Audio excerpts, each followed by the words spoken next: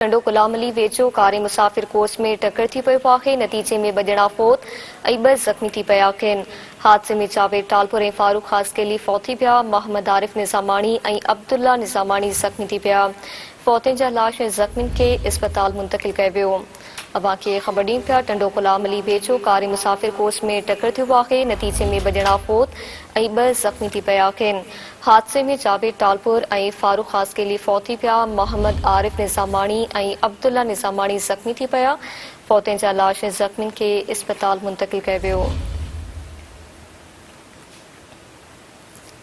टंडो गुलामली वेझो कार मुसाफ़िर कोच में टक्कर थियो आहे। नतीजे में ॿ ॼणा फ़ौत ऐं ॿ ज़ख़्मी थी पिया आहिनि।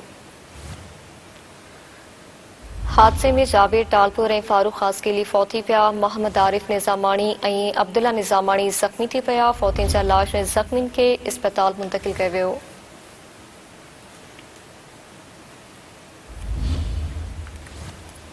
टंडो गुलामली वेझो कार मुसाफ़िर कोच में टक्कर थी पियो आहे। नतीजे में ॿ ॼणा फ़ौत ऐं ॿ ज़ख़्मी थी पिया आहिनि। हादसे में जावेद टालपुर ऐं फारूक ख़ासकेली फ़ौत थी पिया। मोहम्मद आरिफ निज़ामाणी ऐं अब्दुल्ला निज़ामाणी ज़ख़्मी थी पिया। फ़ौतनि जा लाश ऐं ज़ख़्मियुनि खे इस्पताल मुंतक़िल कयो वियो।